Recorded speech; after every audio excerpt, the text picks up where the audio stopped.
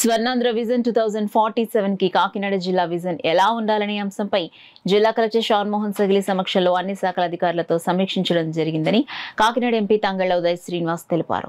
కాకినాడ కలెక్టరేట్లోని సమావేశ హాల్లో జిల్లా కలెక్టర్ షాన్మోహన్ సగిలి అధ్యక్షతన స్వర్ణాంధ్ర విజన్ 2047 పై శాఖల వారీగా సమీక్ష సమావేశం జరిగింది. ఈ సమావేశంలో కాకినాడ ఎంపీ తంగళ్ల ఉదయ్ శ్రీనివాస్ పాల్గొని అధికారులకు పలు సలహాలు సూచనలు ఇచ్చారు.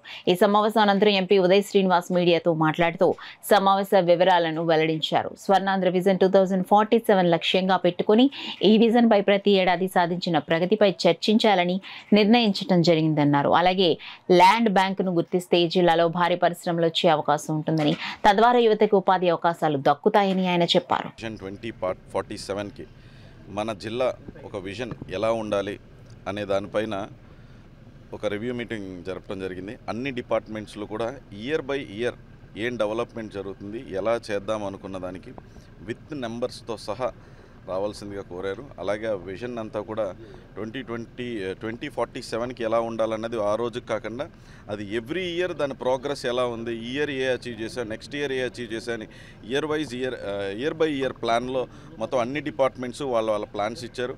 అలాగే అందులో భాగంగా నేను కూడా పాల్గొని కాకినాడ మున్సిపాలిటీ అవనివ్వండి, ఫిషరీస్లో కానివ్వండి, యానిమల్ హస్బెండరీలో కానివ్వండి అన్ని సూచనలు సందేశాలు ఇవ్వటం జరిగింది.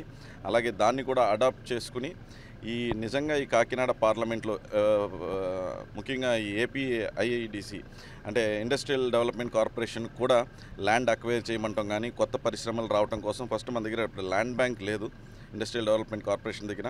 సో ఈ జిల్లాలో ల్యాండ్ బ్యాంక్ని ఐడెంటిఫై చేసి దాన్ని ఆ డెవలప్మెంట్ కార్పొరేషన్కి ఇచ్చినట్టయితే వచ్చే పరిశ్రమలకి ఇక్కడ మా దగ్గర ఆల్రెడీ ల్యాండ్ ఉంది, ఈ పలానా ప్రాంతంలో ఉంది, మీకు సూటబులా కాదా అని చెప్పి కంపెనీస్ ఇన్వైట్ చేయడం కోసం ఏపీఐసికి ల్యాండ్ తీసుకోవటం కానివ్వండి.